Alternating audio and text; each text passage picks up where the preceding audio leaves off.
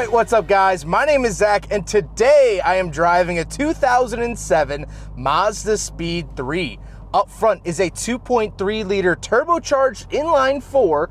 Down below is a 6-speed manual transmission. Now I am super excited to be driving this here Mazdaspeed 3 for a couple of reasons. I have a close personal connection with this car that I'll be sharing towards the end of the video. I can't wait to get to that. But before we get on to anything else, I have a website, zackpradel.com, where you can buy stickers like this retro sticker pack or a big friggin' bottle sticker. You could also submit your own vehicle to be reviewed by me through a quick and easy submission form. And you could read my behind the scenes blog to see what I'm filming before it comes out on the channel. But let's get back to that 2.3 liter inline 4 under the hood. Well, it's a turbo 2.3 liter. And if you're a fan of EcoBoost Mustangs, that might tip your attention a little bit. This engine later went on after Mazda and Ford split to be used in the EcoBoost Mustang, Ford Ranger, vehicles like that.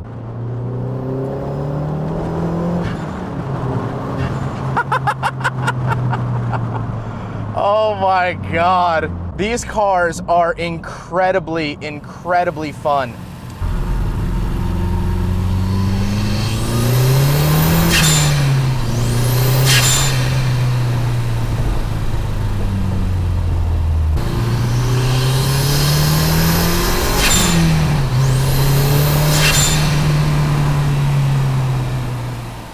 This car makes about 263 horsepower. Now this one has a couple bolt-ons like an intake, front mount intercooler instead of a top mount, things like that. So it might be making a little bit more, but these cars are just an absolute blast. There is one really common issue with these cars, and that is the fuel pump. The fuel pumps are not fantastic, especially if you plan on doing any form of even light modification to the engine. The fuel pumps cannot keep up. So the owner already did the fuel pump in this car. It's the first thing you should do. If you buy a first gen or even second gen Mazdaspeed 3, do the fuel pump. Like I said, paired to its 6-speed manual transmission, and that is the only way in which the Mazdaspeeds actually came. So you could not get an automatic Mazdaspeed, which is fantastic.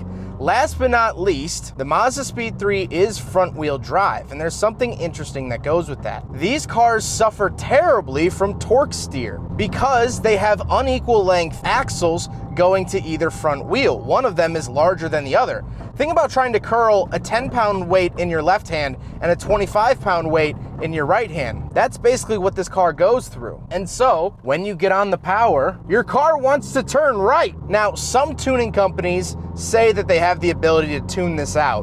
What they really mean is that the torque comes on a lot smoother so you don't get as much of a tug as you do from factory. However, there's no real way to eliminate it because it's actually a mechanical thing. Because it's front-wheel drive, they have to compact everything up front so much that they couldn't use the same size axles. So, you get torque steer. Now, the second gen had less torque steer, but it was still there. With all that out of the way, let's talk about the interior. Well, in front of me, I have 3 gauges. On the left is my tachometer, in the center is my speedometer, and on the right, I get my coolant temperature and fuel. Very, very nice that I actually get a coolant temperature gauge because the second gen doesn't. On the steering wheel, on the left, I get my volume, skip track, and mode options, as well as mute. And on the right, I have my cruise control options. To the left of me, of course, this car does have a Cobb access port and an aftermarket gauge in the vent. I like those a lot, however, those are not factory. But down below that, I do have my gauge dimmer switch and traction control off button. And on the door, I have my lock and unlock, power windows, and power mirrors. Moving into the center, I have 2 climate control vents and my hazard switch, and this little digital-ish readout, mainly for my climate controls and clock. Then I have an aftermarket radio. This is not the factory Mazdaspeed 3 radio from 2007. It is a much updated one, and this one, you can actually play the Wii on. That's not a joke. Then I get the climate controls, nothing too crazy here. Of course, fan speed on the left, where to send it in the middle, and temperature to the far right. Then I do get a cigarette lighter and a little ashtray slash cubby slash whatever. And then we come to the shifter. Now this, of course, is not the factory shifter. However, I actually kind of enjoy it. It has a really nice weight to it. And the transmission feels great, the shifter feels great. I'm pretty happy with it. To the right of that, I get an awkward sort of slender coin holder, I guess. And then we do have the handbrake and cup holders. So we will do a big friggin' bottle test here in the 2007 Mazdaspeed 3, and unfortunately it fails. I didn't really expect it to pass, but this being one of my favorite cars, I guess I'm sad that it doesn't. Then I do get an armrest and the seats. The seats have some of the best design to them, in my personal opinion, from Mazda from the mid-2000s. Let me get that criteria out of the way. These in the RX-8 seats were pretty good. They're nice and comfortable, yet they do have higher bolsters, a lot sportier of a feel, but me being a big guy, I actually fit in these, which is fantastic. Speaking of seats, we do have back seats, so let's go do a back seat review. All right, so we're in the back of the 2007 Mazdaspeed 3. And it's honestly a lot roomier back here than I would think. The fourth generation, the generation that I own, does not nearly have the backseat space that this does. So the first gen was actually a lot nicer. I do get a little center console armrest back here. I have, of course, power windows and a light, but that's really it. Nothing flashy back here. The whole ambiance of the interior isn't that of high quality. When Mazda designed this car, they really took the SRT4 Neon approach, where in here, besides these seats and the shifter, it's really just a regular Mazda 3. And in 2007, that meant budget economy car. A lot of thin plastics in here, a lot of cloth, there's no leather in here, things like that. However, where they saved costs on the interior, they spent that money on that engine. The engine of this car, as I mentioned earlier, is fantastic. So if you're looking to buy this car and you're like, oh, I want like a luxury cruiser, not this car. Let's go take a quick look at the trunk and cargo space, and then we'll talk about the looks. All right, so coming around the back of the Mazdaspeed 3, little hidden handle down here, pull it up.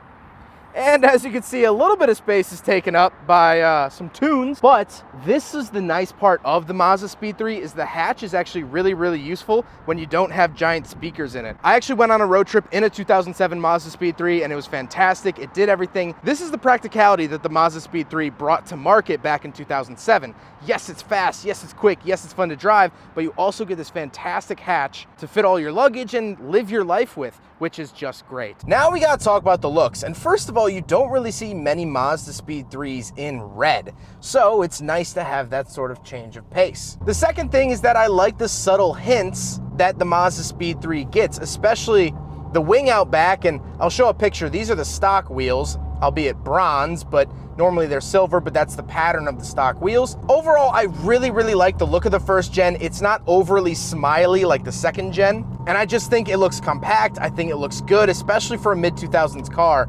It somehow doesn't come off super bubbly and plasticky like a lot of its counterparts of that year. But now let's get to my final thoughts here on the 2007 Mazdaspeed 3. Well, first of all, let's talk about Mazdaspeed a little bit. Mazdaspeed was basically the performance division of Mazda for a long, long time. The Mazdaspeed 3 actually wasn't the first Mazdaspeed. There was a Mazdaspeed Protege, Mazdaspeed Miata, which I've reviewed, and the Mazdaspeed 6. But unfortunately, Mazdaspeed has been dormant the last 10 years, and unfortunately they haven't put out anything new. But now I want to talk about my personal connection, why I was so excited to drive this Mazdaspeed 3. Well, this is the car that I learned how to drive stick shift on, not this exact car. I drove a black one, but a 2007 Mazdaspeed 3. That's what I learned how to drive stick on. And now that I've reviewed over 760-ish cars, it all started with that. I was 15 years old in my local high school parking lot. My brother said, hey, you have your permit now. I didn't even have a full license. My brother said, you want to learn how to drive stick shift? And I said yes. And the very first time I tried it, I nailed it and didn't stall. The third time I stalled, and fourth time I stalled, and fifth time I stalled, sure. But this is what I learned on.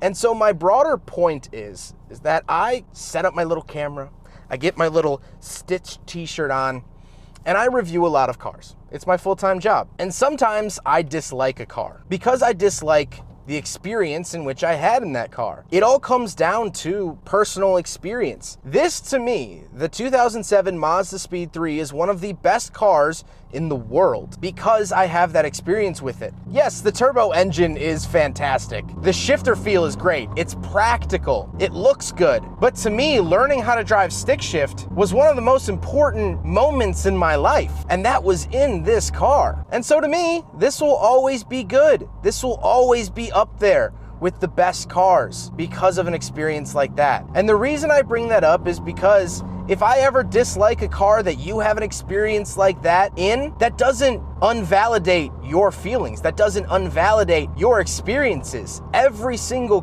car that you drive is a personal experience. Cars are personal. And so personally, this car is the best. It's just the best. I love it.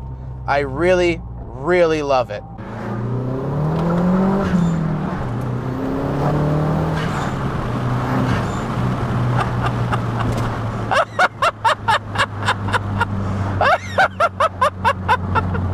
I'm back, baby!